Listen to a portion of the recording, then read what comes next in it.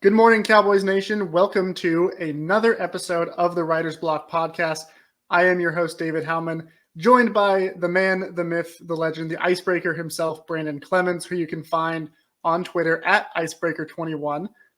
For those who were not aware of his Twitter handle, that's why we call him the Icebreaker. And we're here this Tuesday morning, just the two of us. Chris Halling is not here this week.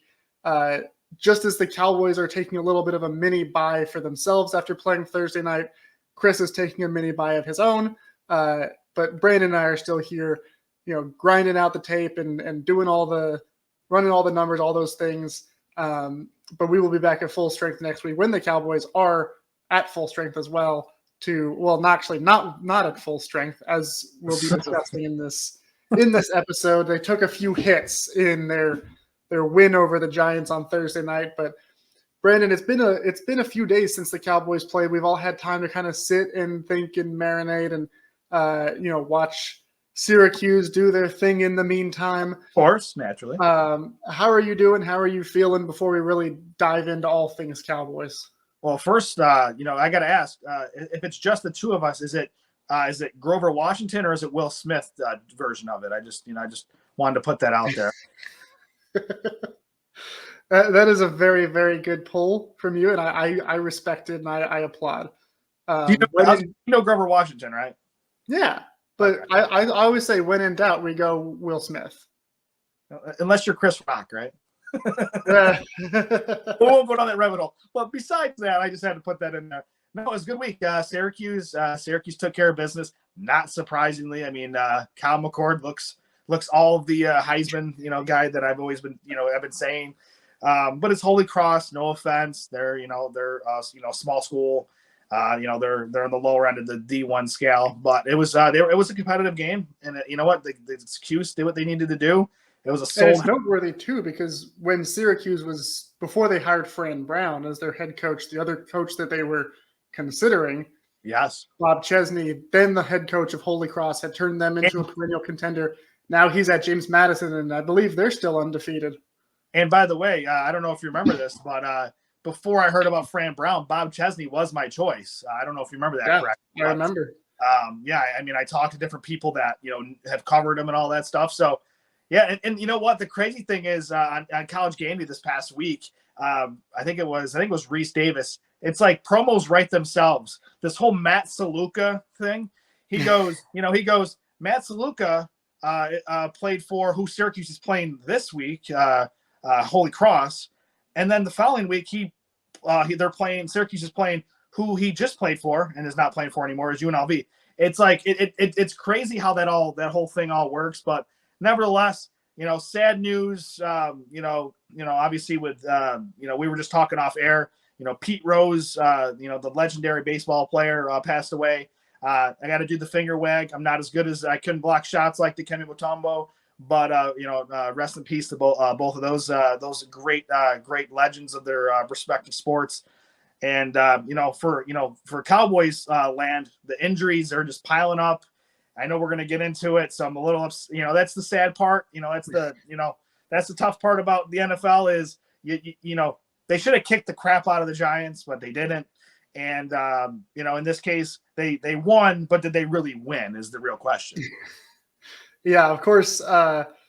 They played Thursday night. They played the Giants. They played in New York. They won.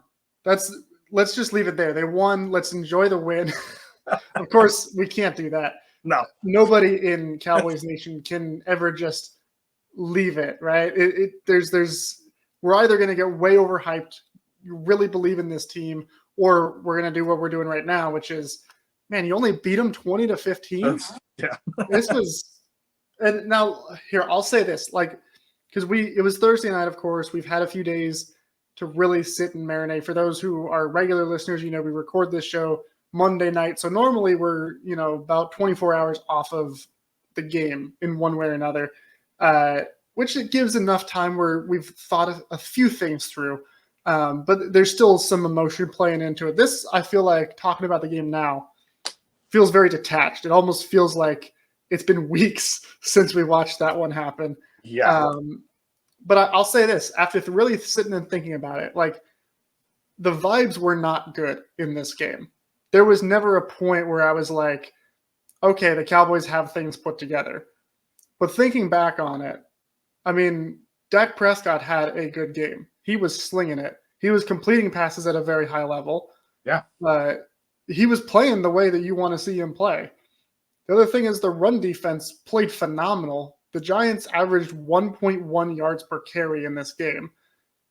And I look at that and I'm like, obviously we're not going to we're not going to hold all the other teams to 1.1 rushing yards. But if the run defense can play like that going forward, and if Dak Prescott can play like that going forward, you've got a pretty good team. Well, here's the problem, though. They made Daniel Jones look like an NFL quarterback, too. I'm just saying. I mean, I'm looking at the stats here. I mean, I know stats are what they are. You read into them as much as you read into them because, it is the box score. But, 29 of 40. So, he's almost 75% just off the top there. Almost 300 yards passing. He did have the one interception that was at the end of the game, but that was more he was just trying to, do what he could. So, like, right. That's an interception that shouldn't really count. Exactly. I mean, in his rating was 81.4, which, that's pretty good for Daniel Jones. I mean, it's not 125.5 like it is for Dak, but for Daniel Jones, that's a really good game. And that's why the score was 20-15, because honestly, Daniel Jones looked pretty decent. I mean, I as much as not only us, but NFL at large, Giants fans primarily, because I have a lot of friends, and obviously I'm a New Yorker, a lot of Giants fans up here. They just do not want Daniel Jones as their quarterback. But even they had to admit, he did play pretty decent ball, and he kept them in it. He didn't make those mistakes that he's known for. But at the end of the day, the boys did just enough to win the game. And on another weird note, Brendan Aubrey missed a kick. Never thought that. Yeah. That was the thing that kind of made me nervous. I'm like, oh no, don't tell me they're going to miss the field goal here, and then the Giants go down to a touchdown. Oh my God! The moment he missed that kick, I was like, we're losing this game. We're blowing it. Yeah. I mean, and here's the thing that's like it blows my mind. You saying like, oh, this was a good game for Daniel Jones. Oh, he's the one that kept him in. They didn't score a touchdown. 15 points. It was all field goals. He didn't lose it though. He didn't lose it. They didn't score a single touchdown, and we're sitting here saying that's a pretty good game from Daniel Jones. Like that's how bad he's been. But you see a game where he does not score, and you're like, Daniel Jones looked pretty good though. Well, let me ask you this real quick. I mean, I know we're recording this on and it drops Tuesday morning, but like right now, Monday Night Football features a guy named Will Levis. I'm gonna put you on the spot here. It's like picking one bad versus the other bad. What is it? Lesser of two evils at quarterback. Would you go Levis or would you go Jones? Will Levis in a heartbeat. And you know why? One, Will Levis, this is his second year in the NFL, right? I don't remember off the top of my head how many games he started last year, but it was not many. So from a games played standpoint, he's essentially a rookie. From a comfortability and scheme, he's essentially a rookie because he's got a completely different coaching staff from last year. Most of the receiving weapons he's throwing to, he did not have last year. So many things are new for him that you're like, yeah, he looks terrible. I'm not sitting here saying like, oh, Will Levis, you see flashes. But there is still the possibility that he grows into something. Like he turns into something. I agree. Daniel Jones, we've seen a lot of football from him. It has not gotten that much better. No. Also, Daniel Jones is making a lot of money. Will Levis is not making a lot of money. That's why the Titans were one of the biggest spenders in free agency this offseason. I think it was a brilliant move from their GM, Ran Carthon, because you have a quarterback that they knew Will Levis was going to be their starter. And he was a second-round pick. You're not paying him a lot of money. So they go out and give a big deal to get Tony Pollard. They go out and get a big deal for Calvin Ridley. They beefed up their defense, several playmakers they added in free agency. Yeah. And you know what? You bring in a coach you believe in Brian Callahan, who comes from a successful program in Cincinnati, and you give him a lot of talent around that quarterback, you're going to find out very, very fast, and they are finding out very, very fast if you have anything in Will Levis. And if you don't, go get a quarterback. Well, but they at least surrounded him with the pieces, which is the thing the Cowboys failed to do when Dak Prescott was a rookie in 2016. and was showing very clearly that he was someone that you should have built around. And now we're having these conversations about, well, we got to pay him $60 million to keep him, but then we can't, which is also a non sequitur because the Dolphins are doing it all the time. They paid Tua and then they paid a bunch of other guys. But the Niners do it too. I've gone off on a tangent because you got me started on quarterbacks and contracts and upside. No, but I would take Will Levis over Daniel Jones is the answer. I was just curious to see where you're at, because I know, like, Will Levis, really quick for my side of it, he has the skills, like he has all the ability in the world. It's just he just has to read defenses better. Like I was watching the game. I've been watching all these games, and every week he makes a boneheaded play that has cost them the game. So he's a good player. I just think if he can get it, like if he can just learn to read the field a little bit better, the other stuff's already there. He can be a good player. But Daniel Jones, that ship sailed. But at this point, you know what you're getting with Daniel Jones. Yeah. And I mean, he's to be clear, he's not the worst quarterback out there, right? That's Deshaun Watson. But you think Deshaun's better? No, I said the worst quarterback is Deshaun Watson. Worst in the NFL. You think Daniel Jones is better than him? Yeah.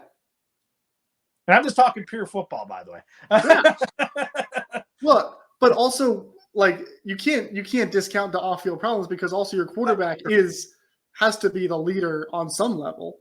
But even if we're just strictly talking on-field production, Deshaun Watson has, like, he adds nothing, right? Like, he doesn't use his legs. He can't throw accurate passes. I mean, the offense they have to completely change the way they call the offense just because of him. I mean, they were better with Joe Flacco last year than they were with the guy that's getting paid almost $60 million a year. Yeah, it's crazy. I mean, I'll take Daniel Jones and his $40 million over that. I wouldn't take either of them. If there's a third option, I'll pick that. But I mean, I'll take that veterans minimum from Joe Flacco. Yeah. And hey, Joe Flacco came in and played for the Colts, and he beat the undefeated Steelers this week. Joe Flacco still got it. Hey, you know what that means? That means Flacco did us a solid. He softened up those Steelers for us, which I know we'll get to. But good for Joe Flacco. I'm glad he's still around. Yeah, good for Joe Flacco, and good for the Cowboys that Daniel Jones is still there. We had a serious conversation about Daniel Jones, so now I can make this joke of I love Daniel Jones. The Cowboys, I'm sure, love Daniel Jones. He makes things easy on us. When you get carved up by Derek Carr and Lamar Jackson, the best medicine is facing Daniel Jones, as is evident there. That said, this defense took a few hits. They didn't give up any points, but they gave up their two best players. Micah Parsons and DeMarcus Lawrence, neither of them finished the game. Of course, DeMarcus Lawrence is expected to head to the injured reserve with a Liz Frank injury. He's expected to miss at least 4 weeks. Of course, being on IR, he will have to miss at least 4 games. Yeah. I've seen estimates of around 4 to 8. And then Micah Parsons has an ankle injury, and he's listed as week to week. The expectation is he won't play against the Steelers. Beyond that, they don't really know kind of what the deal is there. But I mean, this is big. These are clearly. I mean, Micah is easily the best player on the defense. DeMarcus Lawrence, you could probably make an argument that Trayvon Diggs is better. We haven't seen Deron Bland in this new scheme, but he's probably better right now. But Lawrence is still, easily one of the best players on this team and on defense. And Marshawn Nealon can fill that role. What's that? Marshawn Nealon can fill that role where DeMarcus is. Well, I caution against going, oh yeah, this rookie he can do it. I mean, if you look at the PFF numbers, he was like top 5 in a lot of those metrics that Marshawn Nealon has played well, but I mean, we're talking about going from a rotational role to being the top guy. Even if Marshawn Nealon were replacing DeMarcus Lawrence and that was it, it's a different conversation because you still got Micah Parsons and the black hole that he is for opposing offensive linemen. You don't have that. Like Marshawn Nealon has gone from your fourth best pass rusher, because it's Micah, DeMarcus, Lawrence, and Osa Odigizua. I think we probably agree on those three. Yeah. He's gone from your fourth best pass rusher to your second. It's tough. As a rookie. You know what, though? I mean, trial by fire. It's baptism by fire. You're a second-round pick. He's looked good in camp. He's looked good in when he's played this year. I think, obviously you don't wish injuries, obviously, but, it's one of those situations where this will be good for the future of the Cowboys. I know we're trying to win games now, but these type of games are going to be good for him because he's going to get some reps because, let's be honest, Marshawn Nealon is the future on this defense. And DeMarcus Lawrence is getting a little bit older. I hate to say that, but DeMarcus Lawrence is not going to be here forever. And getting Marshawn Nealon some work at this stage is extra work is a good thing. I just obviously hope both guys get back soon. If it were me, I know the Cowboys have a Week 7 bye, and we're coming up on Week 5 and Week 6. I say you punt on Micah playing Week 5, Week 6. You got the bye Week 7. Let's not even think of Micah Parsons till Week 8. I know that's tough to say, but I would rather have him healed up than him giving it a go and re-injuring it or injuring it worse. Like I don't want him to get hurt, more hurt than he already is. I would rather just punt the next couple weeks, not game-wise like wins and losses, but let Micah take a rest. We'll see DeMarcus after he gets off the IR in 4 weeks. And then I'm hoping they make a move. I mean, obviously, everybody on Cowboys Twitter and social media, they all want Reddick. That's not happening. Like, let's just put that out. Absolutely not happening. Like, zero chance. Of course, you're talking about Hassan Reddick, who last year was a very productive edge rusher for the Eagles. Eagles traded him to the Jets. Supposedly, depending on there's been some conflicting reports here and there, but supposedly he was traded there with 1 year left on his deal with the understanding that the Jets were going to work out a long-term deal. One thing has led to another. It's unclear who's necessarily to blame, but that has not happened. And Reddick has been sitting out and has not showed up to practice, has not showed up to training camp, has now not showed up for games. And the Jets defense is kind of feeling it too. Their pass rush has not been great.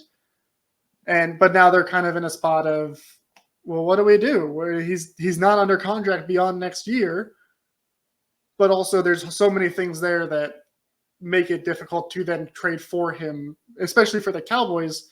If you're trading him, like, you're not going to do what the Jets just did and trade for a guy that you have no intention of extending, which they're not in the market to trade for a guy that they want to then immediately lock up for a deal.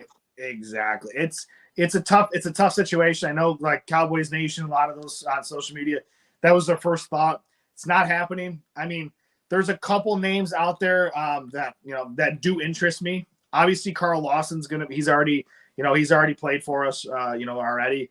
There's two names that I would be interested in. Shaq Lawson, formerly most recently of the Buffalo Bills. I think that's a name that could make a move. I mean, he's 30, which he's still there. He's still got some juice.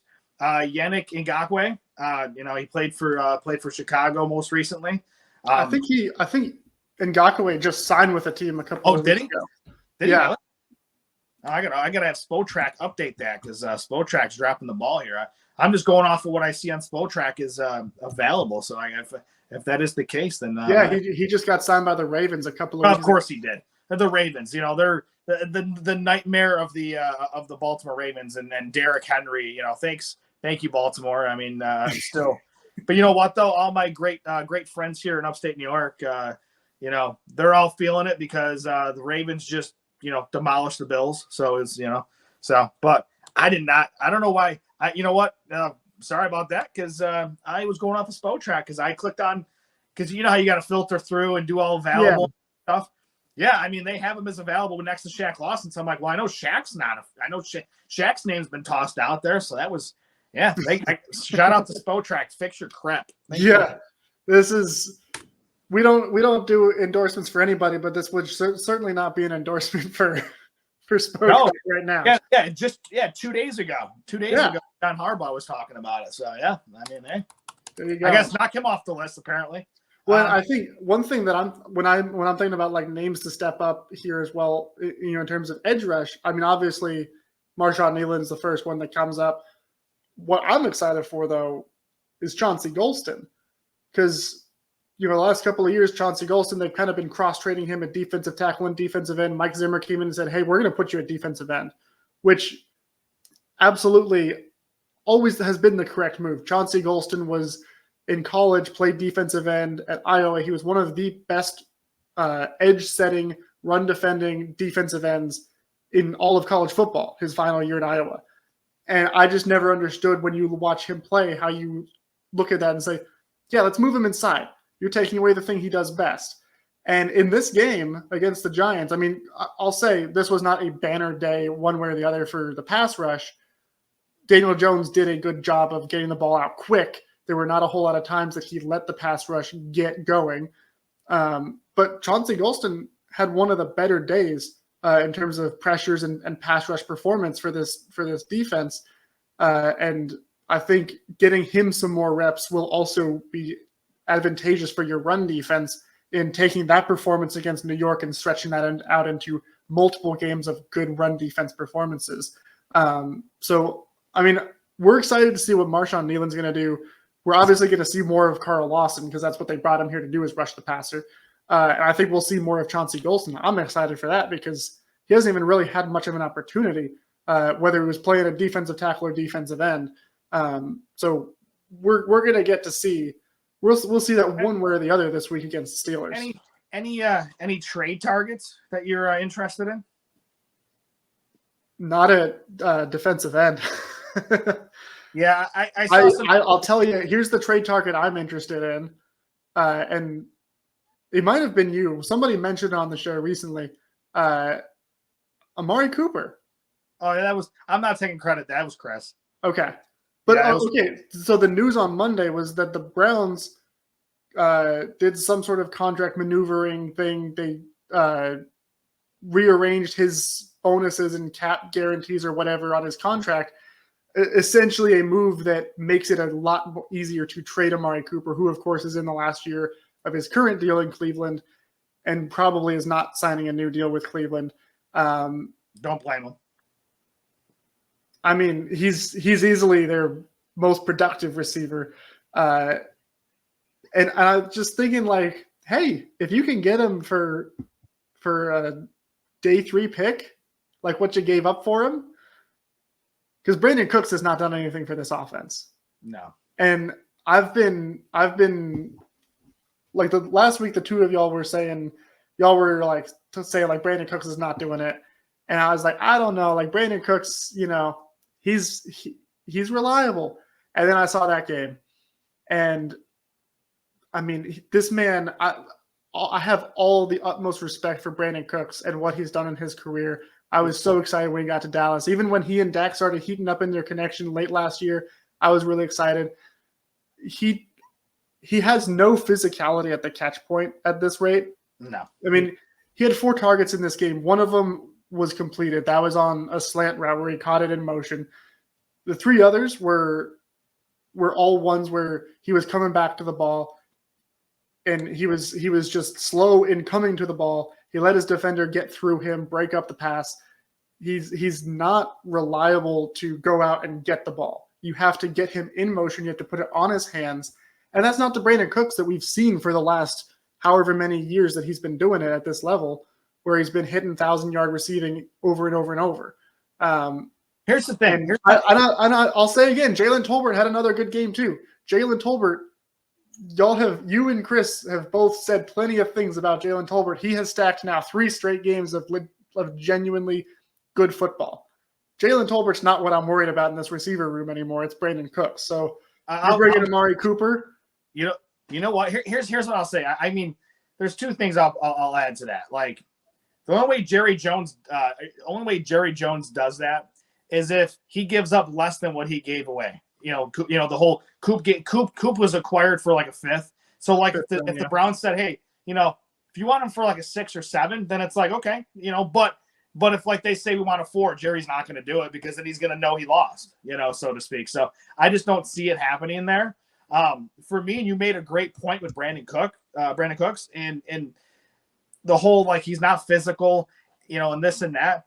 You know who could play the exact same role, and he's smaller, faster, and more dynamic?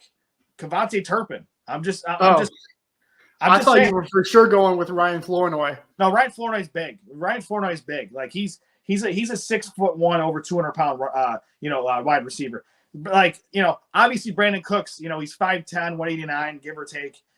Which that's in NFL terms, that's not very big. But like Kevontae Turpin's obviously smaller than that. But you mentioned the physicality and this and that. Why not give Turpin more play when he has more juice? Because I don't think. I mean, Cooks to me, he's not the same player that he was. Obviously, I mean, he's what? I think he's 31 now. So, like, he's not the same player he once was. It's almost like in a different way. It's like we're catching these receivers. You see what I did there? Catching receivers catch balls. Michael Gallup. Obviously when he came back, it wasn't what it was. Obviously. Look where he is. He's retired. Brandon Cooks. It looked good for a short time, but it's not really working out like it used to. Honestly, if we're gonna go receiver, and it's not in the Cowboys' house, so to speak, I would still look at a Deontay Johnson. I mentioned it last week. Like Deontay Johnson, he's somebody that, I think you can get him for a reasonable price that's not crazy and get something done. But in-house, give me more Turpin. I'm still not a Tolbert guy. I'm still going to own that. Like I get what you're saying about this, the stat line. Tolbert to me is, if you're relying on him to be your second or third receiver, we got big problems. Like that's just my opinion. I would rather see more Turpin if we're going to do anything in-house, because he's very dynamic. He's very fast. I know he's not the biggest guy in the world, but you can use him in a way that, and another guy who's a speedster, Xavier Worthy, for the Chiefs, he's a burner. Use Turpin as a burner. You're not really using Turpin. And I get he's a small guy, but Worthy's not big either. And the Chiefs are figuring it out. Get the ball in his hands. He's dynamic. We've seen it. That's what they need to do. They need to tweak that. And I know Chris isn't here to defend himself, and his player, but Ryan Flournoy needs to get promoted. And, who I'm mentioning, Brooksy needs to go sit. They need to switch spots. He needs to be inactive. I want to see what they got from Flournoy. I know there's been some stuff on Twitter. Some people are like, well, what are you going to do with a receiver 5'6"? That's not the point. The point is, if you draft a guy and he's made your roster, and let's be honest, I don't think Brooks has been that great, to be honest. He flashed on the one play. Well, why not see what Ryan Flournoy's got? You drafted him for a reason. You kept him on the roster. Bring him in. Let him could say the same thing about Brooks. You drafted him. You kept him on the roster. You did that twice. Flournoy only got kept once. But here's the thing. And Brooks has been, he has not played very much anyway. But when he's played, he has been reliable. It was when we were all flaming him a couple of weeks ago for dropping passes, for causing an interception. That was the first time he had been targeted and had not caught the ball. He has been reliable in run blocking. He has been a reliable target when thrown to. And I don't have a dog in this race between Brooks and Flournoy. I know you do. I know Chris does. I'm the neutral third party here. I'm saying I think either of them is serviceable as the last receiver on your depth chart. I will agree with you. I do want to see more Turpin. I'm good with him being wide receiver 3 behind wide receiver 2 Tolbert, because right now he is your number 2 wide receiver. And that scares me. Speaking of Amari Cooper, though, that's not a playoff receiving core with Jalen Tolbert. If you're saying receiver 2 and Jalen Tolbert in the same sentence, that just says at the end of it, okay, no playoffs. Well, a couple of months from now, when Jalen Tolbert is the number 2 receiver in terms of catches and yards and touchdowns, and the Cowboys are in the playoffs, we'll revisit this, and you'll look silly. But speaking of Amari Cooper and pivoting to around the NFL, the Browns, of course, they lost to the Raiders, which is a surprise. I think we all picked the Browns to win this one in our predictions, which we'll get to in a little bit. And there was controversy in that one. They threw a what would have been a game-winning touchdown to Amari Cooper, got called back for holding. Replay has kind of gone viral in Browns Twitter. It doesn't quite look like holding. I don't know. I've realized lately I don't know what holding is these days. It's ticky. It was ticky-tack to be. It was highly questionable, but it was overall it was a slop fest between those two teams, the Browns, the Raiders. Raiders ended up coming out victorious. They're 2-2 under Gardner Minshew as their starter. Browns they're really regretting that Deshaun Watson deal at this point. There was another really, really disgusting game between the Jets and the Broncos. The Broncos won 10-9. At halftime, Bo Nix had negative passing yards. -7. -7, and he completed 7 passes. That's crazy. Yeah. -7 passing yards in a half of football. And I got to tell you, as a Sean Payton hater, we know what a time to be alive. And as an Aaron Rodgers hater, what a time to be alive. To lose to that. Let's be honest. It was bad kicking by former Dallas Cowboy kicker Greg Zuerlein.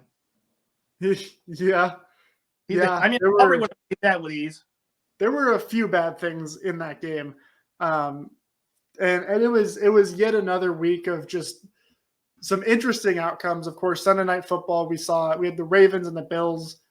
A lot of people thought, oh, this will be a really close competitive game. Oh, it'll be, two AFC Titans, and the Ravens just absolutely slaughtered them. And which the Bills looked unstoppable until this game. They looked like they were going to be the second best team by far in the AFC, and then the Ravens came in and outclassed them in every way. And of course, if talking about around the NFL, we have to highlight the Washington Commanders. And this pains me. This pains me dearly because it is a division rival. But Jaden Daniels, originally an Arizona State Sun Devil, returned to Arizona to play the Cardinals. It was interesting because Arizona State was actually on a bye this week. So Washington came down a little early. They had practices at Arizona State's practice fields. Of course, the Commanders' offensive coordinator is Cliff Kingsbury, this is his first year back in the NFL after the Cardinals fired him from being their head coach. A lot of cool connections there. That being said, the Cardinals were still favored to win. They did not. They got absolutely shredded by Jaden Daniels, by this offense that is putting together just an unreal streak right now of points scored per drive. I think they've had one drive in the last 3 weeks that has not scored points, whether it be a field goal or touchdown. Brandon, how scared are you by these Commanders right now? 3-1 right now. They have the first place in the division. You know what? Yeah, I am a little nervous. And for the record, I mean, we can go back to the tape. We did our draft show. Back in April. Y'all gave me some, flack for saying that Jaden Daniels was not, was the number one quarterback in the draft. And guess what? I ain't looking so bad with that take. I'm just saying Jaden Daniels is the best quarterback out of this class so far. I get it's a small sample size, and I get Caleb Williams. He's got weapons, but the offensive line there is atrocious. Like the Commanders, they've got a decent system there. You mentioned Kingsbury. Well, he's got some playmakers. McLaurin's there, and the offensive line has been, obviously it's given him enough time because I mean, look at his completion percentage. It's ridiculous. Like Jaden Daniels, I'm not surprised by how good he's been already.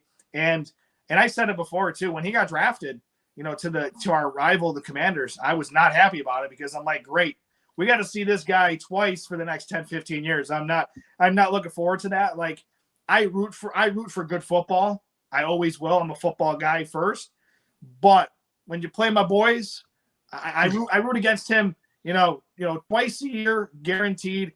And then if they're making the playoffs or, something like that, but I root for good players to play well. That's just the way I'm built.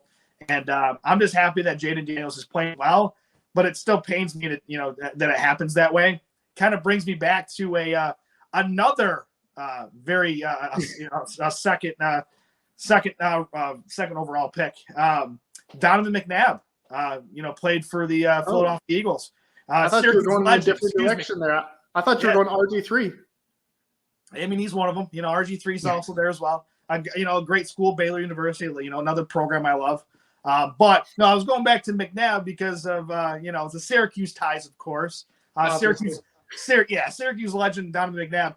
And I always say this, like when he got drafted by the Eagles, I was like, this sucks. Like this sucks. And I felt that way about Jaden Daniels because I watched him at ASU. Yes, I actually watched ASU football, which it's not always fun to watch. I think you know this better than I do. But watching him at ASU and then LSU, I've always seen the talent that he had, and I'm happy for the kid. I'm happy for the player, but I'm not happy as a Cowboys fan. So kudos to Jaden Daniels for proving me early on pretty correct with my assessment, but it's still early. I think Caleb Williams is going to be good. I think he's still going to be a good football player in the NFL, and we haven't seen Drake May. I mean, I don't know if we're going to see Drake May much this year because I wouldn't put him out there with that offensive line at this stage because the Patriots offensive line is just atrocious. And very good. Yeah, no, and I feel bad for Brissett, but Brissett's a pro. He's a pro's pro.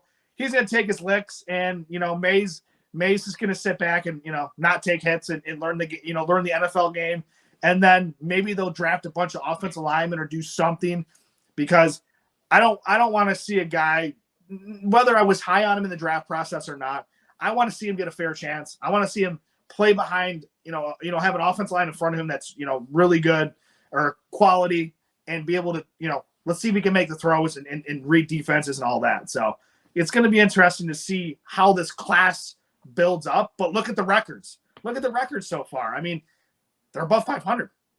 Cool. Yeah. And Caleb, to your point, Caleb just got a win over the Rams and easily the best game he's played. Of course, you mentioned, I mean, he's got way more weapons to throw to than Jaden Daniels, but he also has a much worse offensive line. Yeah. And that's the thing that, if you have a great quarterback, like they can mitigate bad offensive line play to some degree. Yeah. And I think Caleb is kind of starting to learn, okay, here's what I have to do. Here, I have to get the ball out a little bit quicker. Here's how I have to move around in the pocket. He's just kind of figuring out some of those nuances. And he looked much better this week than he had in the weeks before. That's what you want to see out of a rookie, is getting better every week. So that's, the things look somewhat bright for Chicago. Not as bright as they do in Washington. I'll tell you where it does not look bright at all. That is in the city of brotherly love. And we love to see it. We love to see Eagles losing. The Buccaneers, things ended up getting a little bit closer at the end, but the Buccaneers pretty much controlled this from the jump. Kellen Moore and his offense, it's not his offense. I mean, there was all this talk in the offseason about Nick Sirianni's letting go of the reins. He's letting Kellen Moore do his thing. Offense looks just as bad as it did last year. It looks to have the same problems. Kellen Moore, I mean, we saw what a Kellen Moore offense looks like. This doesn't look like a Kellen Moore offense. It looks like there's sprinkles of Kellen Moore in there. The Vic Fangio defense, I mean, they've been running the Vic Fangio defense for a few years, and it's been bad. Then they brought in actual Vic Fangio to run the Vic Fangio defense, and it still looks like it's got some weaknesses. Yeah. I mean, Sirianni's overrated. Things don't look great. Things don't look great in Philly. Sirianni's the most overrated coach in the league right now. That's it. Easily. Yeah. Easily. And that's someone who hates Sean Payton and thinks he's wildly overrated. He's the second most overrated coach. I know you don't love. I thought you were gonna throw AP in there, to be honest with you. But honestly, I should have, but I forgot he was a coach because that's how little my opinion is of him. But what was that? I said apparently. I mean, yeah. Hey, you know what though? Like, hey, I'm happy for Mustache Minshew. He's playing some okay football. Yeah, I like Gardner Minshew. He's a fun guy, but I'm sorry, I can't root for him when Antonio Pierce is your coach. I got to root for his downfall. I know. I know. But I mean, thus is the nature of things. The Cowboys are 2-2. The Eagles are 2-2. Neither of them look that great. The Commanders are in first place. I still don't feel like they are really the front runner for this division. I know they're in first place, but no, it's going to be the Cowboys or it's going to be the Eagles. Both of these teams do not look great, but one of them is going to figure it out at some point. It's just a question of which one. Yeah. Of course, then there's the team that the Cowboys get to face this next week, which is the Steelers. And in week 4, they were coming into another game with Justin Fields being their starter. They were playing the Colts, and Colts got up really, really big. And for a while, it looked like Russell Wilson's going to be making his first start next week. Suddenly, he's going to feel so much more healthy. Justin Fields turned it on in the second half, but they still couldn't pull it out. Steelers did drop to the Colts, which we'll get to our predictions in just a little bit. But I was the lone individual to pick the Colts to beat the Steelers in that game. And y'all were saying, "Oh, that's crazy! Like you're zigging and zagging too much. There's no way. There's no way." And here we go. As Dak Prescott would say, "Here we go." Hey, as I like to say, a blind squirrel finds a nut once in a while. So it happens. Well, we'll see what happens when we look at the records from this past week. But before that, we're going to take a quick peek ahead against this game against the Steelers. Cowboys, of course, they're coming off their mini bye. Not really doing them a whole lot of good, though, because Micah Parsons is likely to be out. It's not been made official. DeMarcus Lawrence, I guess he's not officially on the IR just yet, but he's basically officially out. Yeah. And you're facing a Steelers team in Pittsburgh that, all they do is win games. They don't ever look good doing it, but they win. TJ Watt going up against Tyler Guyton. Then there's, of course, the storyline of Mike McCarthy returning home to Pittsburgh. He's a Pittsburgh guy. Brandon, what are your initial thoughts and feelings heading into this week? Well, I'm not feeling great with TJ Watt on the other side of that offensive line. So that's going to make me nervous. But as I always say, and I've said it on multiple occasions, not only just the Cowboys, but just the NFL at large, if you have one really dominant pass rusher, you got to do what, and I'm saying this jokingly, half jokingly, what Bill Belichick would do against a really good pass rusher, and he would have Rob Gronkowski chip on the edge of that. He hit that edge defender, so he would chip and then run his route. And I think that's what teams in general should be doing more of. Not all the teams do it. I remember the Chaz Green game very well. He made Abraham a lot of money. He got a big bonus from that game. So I have nightmares of that one still. So, for me, I just want to see the Cowboys, use Fergie, use Scooney. I know Brevin Spanford's around. He's a big body. Use somebody. Spanford plays with that edge to him too, where he'll love, if you tell him just go out there and all you do is chip, he'll be like, thank you. Yeah. And that's the thing too. He's a big guy. He's like a 260, 270 pound guy. So he's got the size. But I guess, for me, what I'm nervous about is that they're not going to do that. And they're just going to let TJ run wild, and then Dak's going to be on his back all game. I hope that's not the case.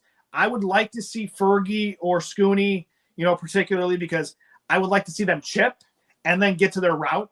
And to me, that chip will help a Tyler Guyton or a Terrence Steele, because that get off of TJ Watt is phenomenal. That first step is so wicked. If you can get somebody to chip and just knock him off just a little bit, it'll give Terrence Steele and Tyler Guyton enough time to get their feet just right and their base just right. And it'll help, give Dak a little bit more time to find his weapons on the outside. So that's what I'm looking for. The formula for success against the Steelers team is if you can score, let's be honest, and we just saw the game. If you can score over 20 points against the Steelers team, I think you're going to win the game. The Steelers are looking to, with Justin Fields as their quarterback, they're looking for him to essentially manage the game, make some plays when he needs to, and have the defense hold him under 10, 14 points. If they do that, they're going to win a lot of football games, because that offense is good enough to get 2 to 3 scores a game. I think if the Cowboys can get to 21 or 2021, I think that's the place mark where I think that they can win the game. If they only score 17 points, I don't know if they're winning that game. I just that's the key for me, is they're gonna have to score at least 20 points, and they just did that against the Giants, which I know the Steelers are a whole different animal, but they can score 20 points. We've seen them score a lot of points over in this over the years in this season. So if they can do that, then I think they have a good shot. Also, just like Jalen Hurts, you mentioned the Philadelphia Eagles just a moment ago. when you have a mobile quarterback like a Justin Fields or a Jalen Hurts, the trick is if you can get them to roll out to their opposite side, so roll them out to the left where it's off balance, they're gonna make more mistakes. That's as simple as that. So more defenses are what they're gonna have to do, and that's what they've been doing with Jalen Hurts. Is if you could force those mobile quarterbacks to the other side, to the left side of the field, and try to get their hips around to make passes, there's going to be some errant throws. There's going to be some possibilities for some turnovers, and I think that's where the Cowboys can make their money for the game. So that's what I look for. I'm also looking forward to seeing what are we going to do with this running game? Are we going to have Dalvin Cook in there? Are we not? Like, what's the deal? So I'm waiting to see what happens there. But I do think it's going to be one of those typical Cowboys-Steelers game. It's going to be a slugfest.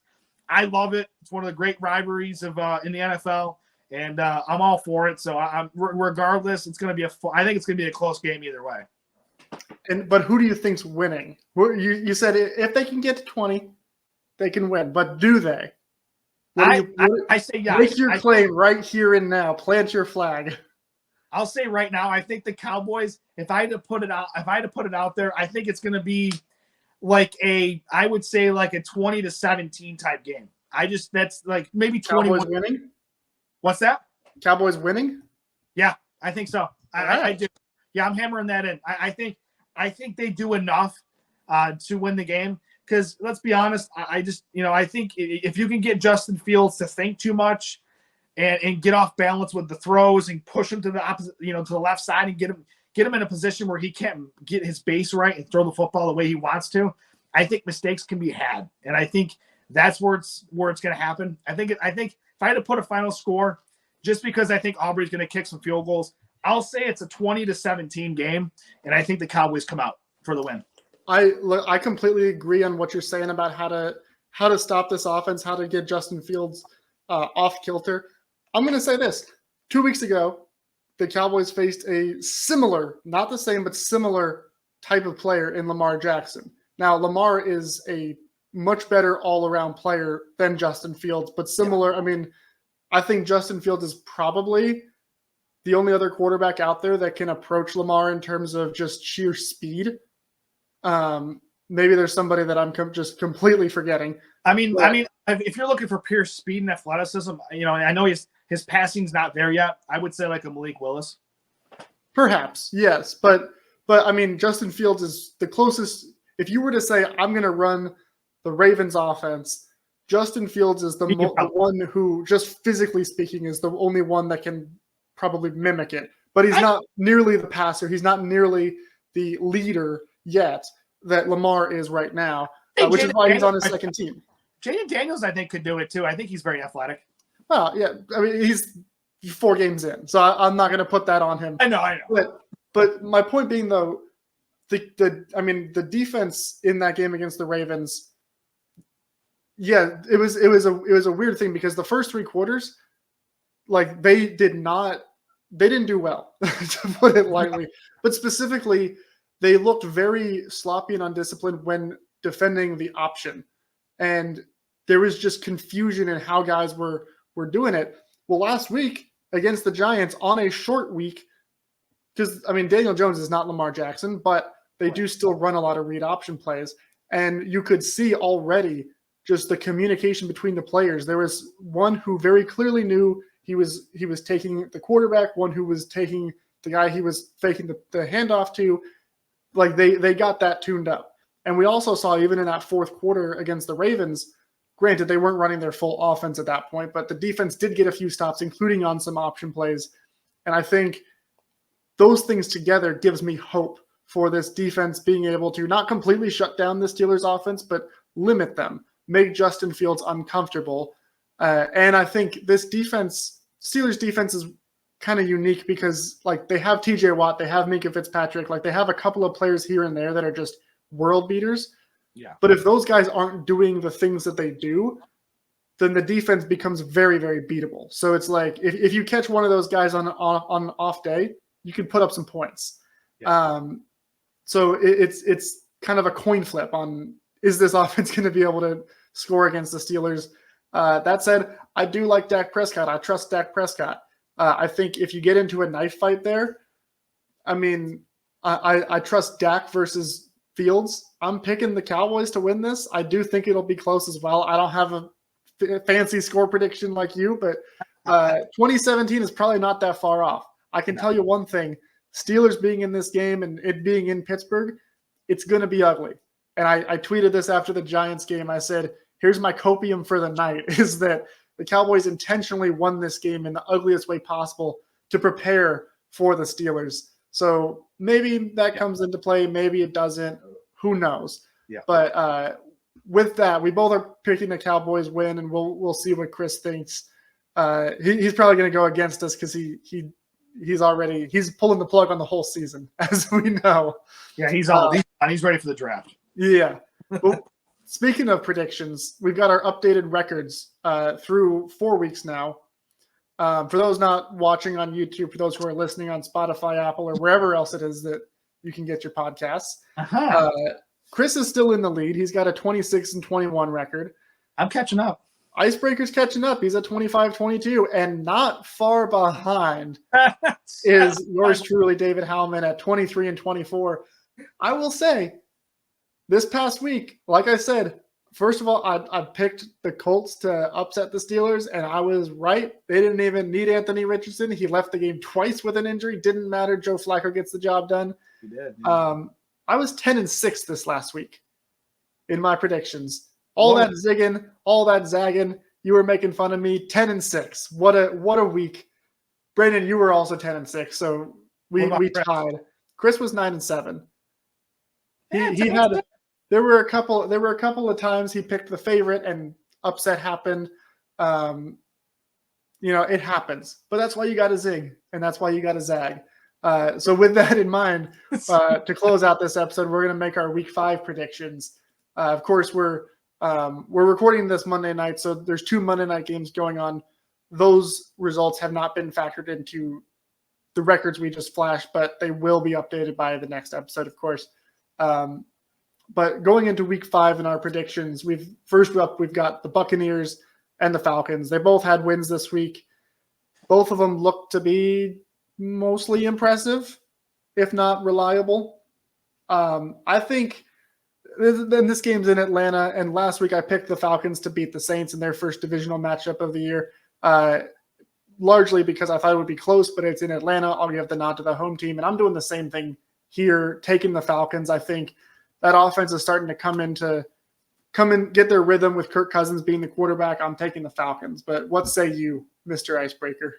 Honestly, this is a tough game to call because I think both teams. I mean, obviously, any team can win on any given Sunday, or in this case, any given Thursday, because it's a Thursday night game. But this is a tight one. I really, I'm gonna have to go with I gotta go with Baker Mayfield and the Bucs. I think what they got going on, especially on offense.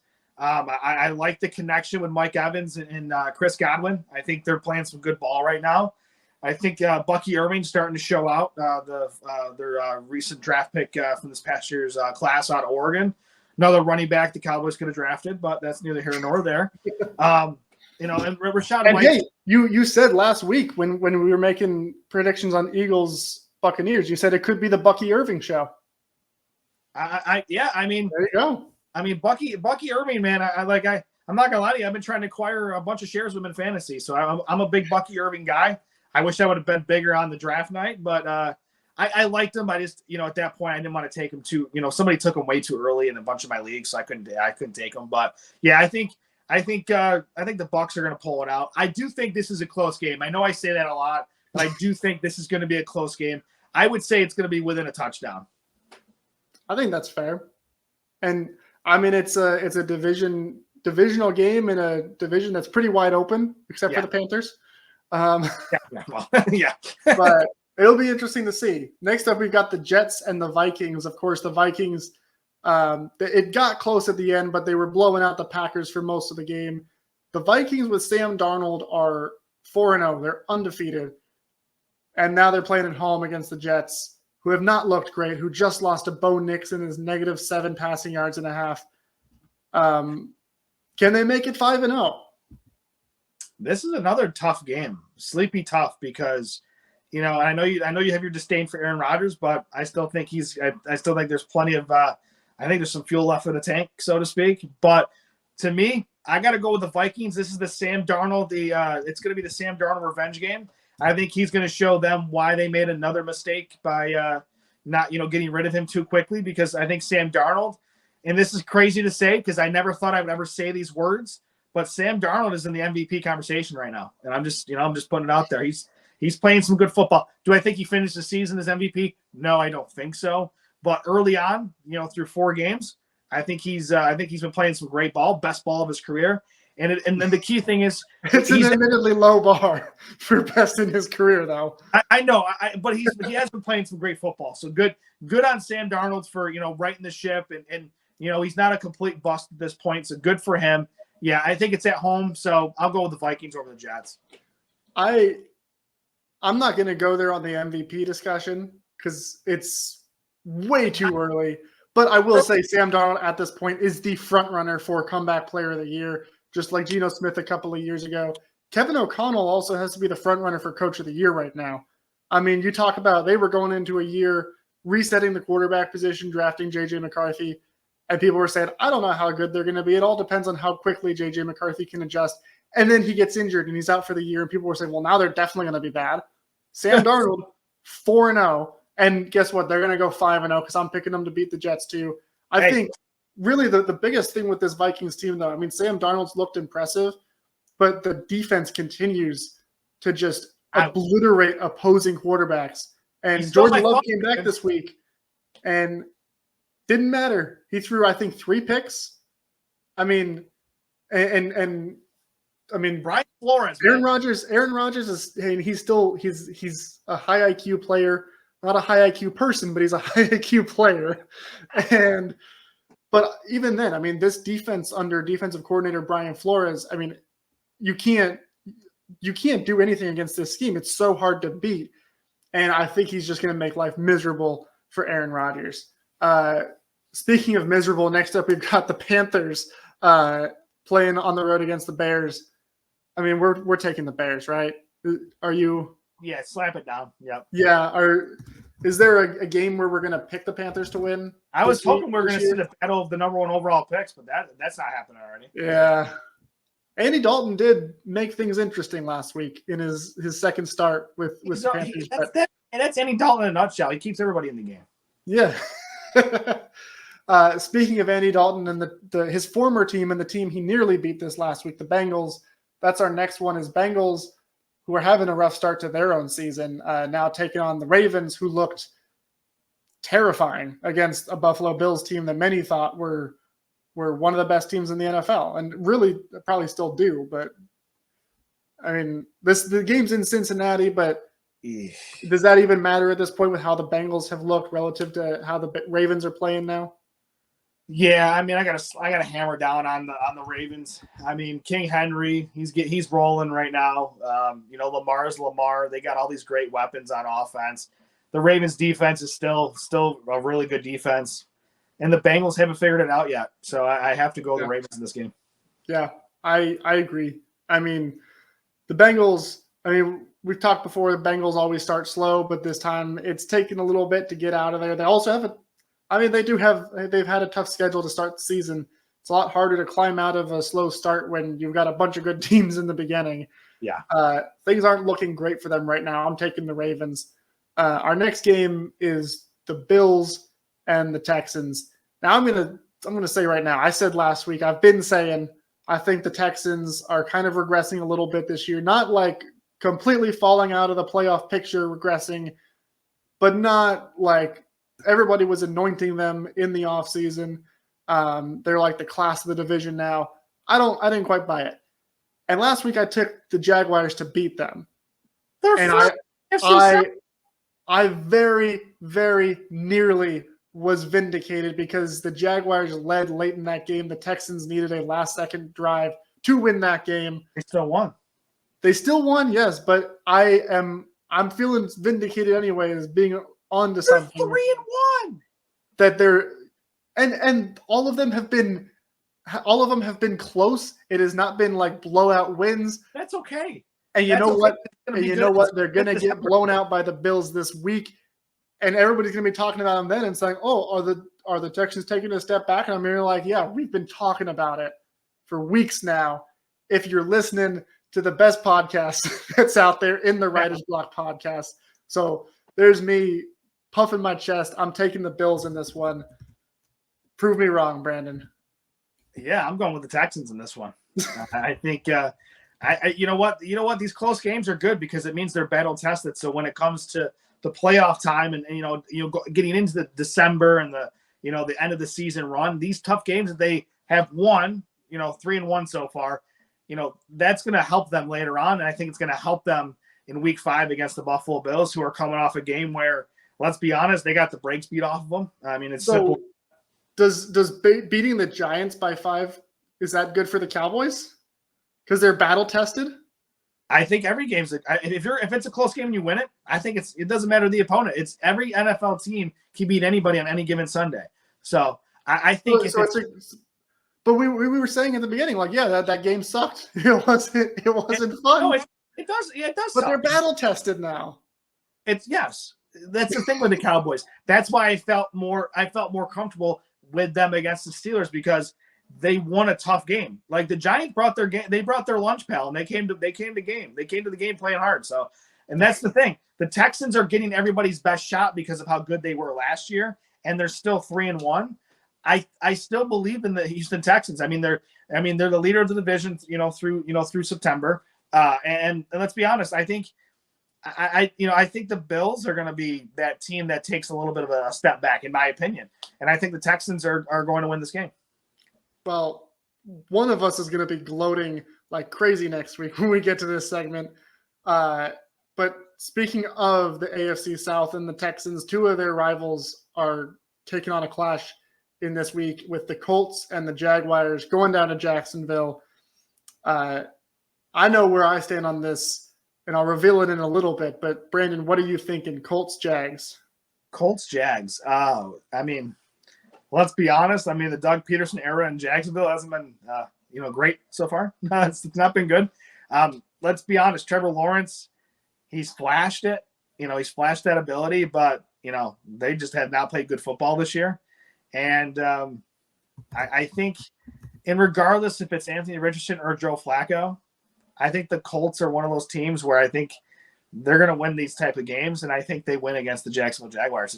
I just think they're a better football team. Yeah, for those who don't follow the Jaguars closely, and why would you? This is a Cowboys podcast, but Doug Peterson, the head coach, in an attempt to defend his offensive coordinator, Press Taylor, after this last game, and he's been under fire from the fans. Press Taylor has. Reporter asked, are you considering making a change in the play calling after this game? And he immediately goes, well, I thought Press Taylor called a great game, but you got to understand the coaches can't go out there and play. The players have to do things too. That's not great. That's not a good look. Throwing your players under the bus. It's cringy. Yeah, throwing your players under the bus to defend an offensive coordinator that the entire fan base hates and wants gone is not good. I have a lot of respect for Doug Peterson. I think he's one of the best offensive minds in the game, but he's made a foolish decision in robbing the team of that and having Press Taylor call the plays instead of the genius that is Doug Peterson when it comes to calling plays. And I think these comments are going to come back to bite him. I think that these players are going to come out and not play inspired because they don't feel like their head coach supports them anymore. I think the Colts are a tough team, and they're going to find a way to win this one, and I'm picking the Colts as well. Which brings us to the Patriots and the Dolphins. This should not be a very fun game. Dolphins, of course, they're playing Monday Night Football. We're recording this during that game with Tyler Huntley starting in place of Skylar Thompson at quarterback. I mean, I'm not excited for this one. Where are you feeling? It's in New England, if that matters. I mean, let's be honest. The Patriots suck. They're not. I mean, I'm just gonna put it blunt. They're not a good football team. And here's the thing. I know Snoop Huntley just got there. I mean, Tyler Huntley. So Snoop's he's one of those guys. Like he's done some things with the Ravens. Like they obviously he's a guy who's a proven commodity in the quarterback realm in the NFL. And, I think he can do enough to win, to kind of keep things going with all the weapons that the Dolphins do have. So for me, the Dolphins are winning this game. I think they do just enough. I think it'll probably not be a pretty game like you mentioned. But I think Snoop's going to play well enough to win the game. And I think, honestly, don't be surprised if the Dolphins' defense is the reason why they win that game. Yeah, I'm tempted to zig here and take the Patriots just because I think this could be one of those games where something like that happens. But I mean, the Dolphins, they don't have the quarterback position is a big question mark right now, but they got a lot of talent everywhere else. So I'll take the talent. Speaking of, next game is the Commanders, who we've already talked a little bit about, the Cleveland Browns, who we've talked a little bit about. I don't think anyone would disagree that the Browns are the more talented overall team in this one. They've got guys like Amari Cooper, Myles Garrett, Denzel Ward, David Njoku. But the Commanders, I mean, they granted recency bias and small sample size, but Jaden Daniels is the better quarterback right now. So which one wins out in your mind? I think the Commanders are going to win the game. I think you just said it. I mean, Jaden Daniels is playing really good football right now. Dan Quinn, that's the thing. Like, I know Chris would be here, he should be the Cowboys head coach. We'd be saying that right. But you know what? Dan Quinn has got that team playing really good football right now, and it's worked out for him. I think he's got enough weapons there for Jaden Daniels, and that defense is playing some decent ball. So I do think they win this football game. So Commanders. I'm picking the Browns. I think Cleveland wins this one, and I think primarily because Myles Garrett is just going to wreck this game. This is going to be one of those games where Myles Garrett is going to take all that good momentum that this Commanders offense has, and he's just like Thanos. He's just going to snap his fingers and he's going to wreck it all. It wouldn't surprise me. It wouldn't surprise me. Yeah, it seems so on brand. And Deshaun Watson will do just enough for them to get the win. So I think Browns get this one, which moves us into the next game. This will be another one of those slop fest games. It's going to happen a lot for this team, the Broncos, because they're facing the Raiders, two of my least favorite coaches in Sean Payton and Antonio Pierce. Yep. I may just pick for this one to be a tie because that would be so fitting. But you know what? I'll go first. I'm picking the Broncos to win this one. In all seriousness, that Broncos defense is legit. They are the reason why the Broncos just won against the Jets. They're playing at a very high level. Defensive coordinator Vance Joseph is way too good for Sean Payton. And the Raiders, I just don't see Gardner Minshew being able to make anything happen against that defense. So I'll pick Denver. Well, I'm going the other way. I'm going to go with your favorite legendary head coach, Antonio Pierce, and the Las Vegas Raiders are going to win this game. I do think Mustache Minshew, the Uncle Rico, as I like to call him. I think Uncle Rico, he pulls out one of these performances that if you're a fantasy football fanatic like I am, you're going to wish you had him in your starting lineup. I think he's just going to have one of those good games. And, I don't think the Broncos are very good. I think Bo Nix, 7 completions for -7 yards in that first half this past week.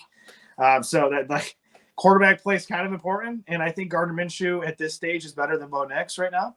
And I think, and I'm hoping not only for my fantasy team, but I'm just hoping in general, hopefully Zamir White can figure out how to run a football and not fumble it. So in that case, I'm going to go with the Raiders. Yeah, well, to be clear, I never said I trust Bo Nix to win this game. You're Joseph to call a good defense. You're picking between two, I think, really bad teams, but we'll see what happens with this one. Next up, we've got the 49ers and the Cardinals. The 49ers, of course, just blew out the Patriots, even though they're very banged up. I mean, I feel like we're probably pretty safe to both. We're both taking the Niners. Are you picking the Cardinals? Nah, I'm taking the Niners. Sure. Yeah. I mean, yeah, that one seems safe. It's also in San Francisco. Tough place to play, tough team to beat. Yes. Next up, we've got Green Bay in their second game with Jordan Love back against the Rams, who are also, they're pretty banged up outside of Matthew Stafford. I think, just speaking personally, I feel like this is the game where Jordan Love really just gets back in his routine and the Packers win this one. I always thought it was a mistake to bring Love back against Minnesota because of that defense and the way they're playing. And I was vindicated in that because he had a really, really bad game. But I think this is one where, I mean, that Rams defense, they're playing their hearts out, but they just losing Aaron Donald with all the pieces they've lost over the last couple of years. They just don't have the talent yet. They've got young players that are kind of stepping up and learning how to play, but Jordan Love is going to be able to make some moves against him and get the Packers a win. Yeah, I mean, you said it. I mean, Jordan Love, it's another week back in the saddle. And I know the one part I will disagree with you on is if he's healthy and ready to go, I think it was good to get him back against a really good Brian Flores led defense. So I think that gives him some good reps to get himself. When you sit out for a few games, you got to knock a little bit of that rust off. So I felt like this past game was that knocking of the rust off a little bit. And I think Jordan Love is. I think he's just going to have a really good game, and I think the Packers are going to take care of business. I agree. And next up, we've got the team that we've talked a little bit about, the Giants and Daniel Jones, and that horrible contract, going on the road to Seattle, to the really tough stadium to play to take on the Seahawks that have looked really surprisingly very good this year under new head coach Mike McDonald. I'm going to just say I'm taking the Seahawks. I think this is an easy one. I'll be surprised if you pick the Giants to win this one because the Seahawks look good. The Giants look bad. This is in Seattle. Nothing is going in the Giants' favor in this one. Yeah, Seattle's gonna take care of business. I mean, that's one of the loudest places to play football, and they're a good football team. I think they're going to do plenty. I think they win by at least 10 points. Yeah, that they should. They should. Yeah. And then finally, before we wrap up, we've got the New Orleans Saints taking on the Kansas City Chiefs. And this game looks a lot better than it did a few weeks ago because the Saints have turned out to be pretty good. And they very, very nearly beat the Falcons this week. That was a very close loss. And, of course, the Chiefs, they won. They're still undefeated, but also Rashee Rice suffered what looks to be a pretty serious injury. Yeah. Could significantly alter this offense that already wasn't really playing up to their standard. And Hollywood Brown is already on the injured reserve. Xavier Worthy is essentially their top receiver now as a rookie. Yeah. This could be a little bit of a trap game for the Chiefs. Are you taking the bait? No, I'm not taking the bait. I'll bet on Mahomes and Kelsey every day of the week. I'll just say, it's tough to see, what happened with Rashee Rice, on that play where friendly fire, Mahomes rolled up on it. It was, obviously not something intentional. It was just a freak thing. Wish the best for Rashee. Hopefully, he gets back and healthy as soon as possible. But obviously, it doesn't look good for this year. And then obviously Pacheco he's banged up as well.